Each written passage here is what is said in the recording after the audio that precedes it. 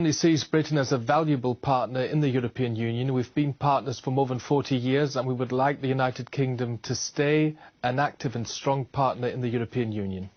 Yes, I understand that, but as you know, it's Britain which is saying we've got to have some kind of renegotiation. Do you see that as being politically necessary? I think the message Angela Merkel sent out today in Berlin was very clear.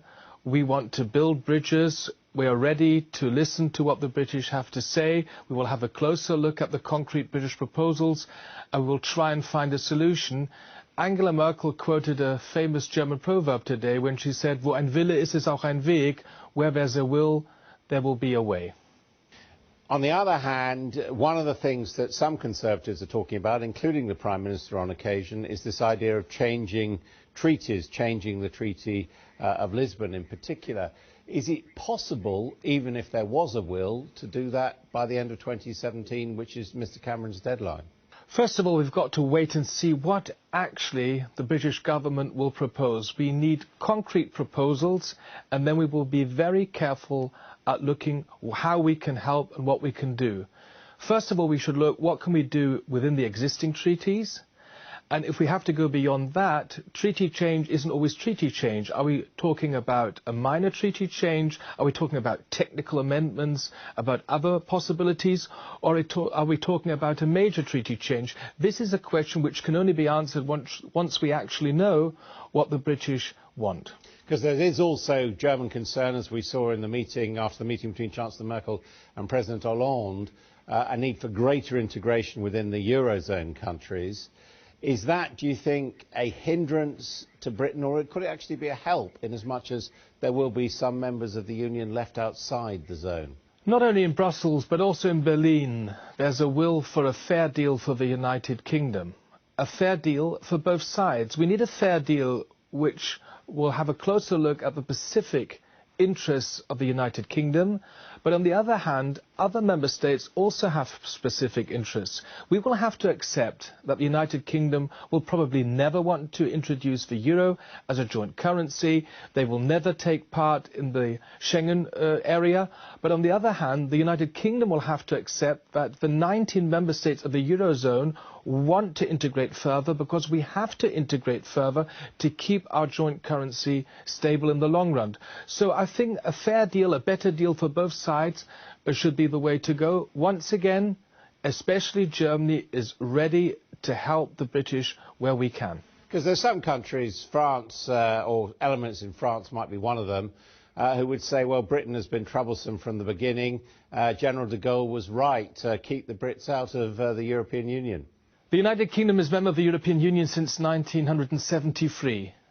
And the United Kingdom has always been a bit different than the other member states. And the United Kingdom isn't always an easy partner. However, especially we Germans see the British as very important partners and friends.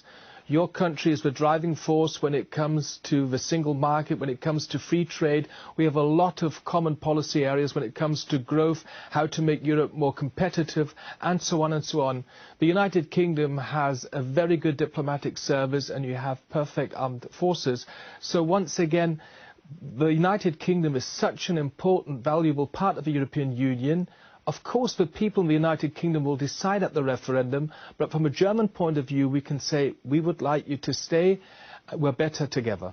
What about this question of migration within the European Union? I mean, I think it's fair to say that that is a problem and has put pressure on German social services in a similar way as it has in Britain. I absolutely understand the British concerns on this question. In general, the single market applies for all 28 member states, and the single market with the 4 freedoms, including the freedom of movement of people. On the other hand, I think there's a lot of room to improve national legislation, and this is exactly the way the British government wants to go. And Angela Merkel pointed out today that Germany is interested in finding a solution. We'll have to see how we can make this possible without violating the fundamental principle of the free movement of people. I'm rather optimistic that we can find a good solution. What about Mr Cameron himself? By leaving the political group in the European Parliament that your party belongs to, he hasn't exactly said about making friends in Germany or indeed in the European Union, has he?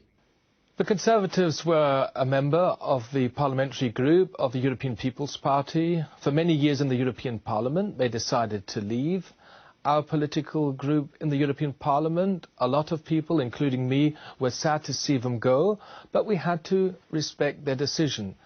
Even though we're not in the same political group, the British Conservatives and the German Christian Democrats have a lot in common, especially when it comes to the economy, when it comes to making Europe more competitive, when it comes to fighting red tape and bureaucracy in Brussels. So once again, we're political partners, even though we don't agree on every single question when it comes to the European Union. We Germans, especially we German Christian Democrats, see the European Union as being more than just the single market. For us, the European Union is a political project, but we do understand that the British, especially the British Conservatives, take a different view on this question. But we will once again find a solution. I think this was the main message of today in Berlin. Germany is ready to build bridges for the United Kingdom, and we would like the British to walk and cross these bridges. Thank you very much indeed for joining us from Hanover.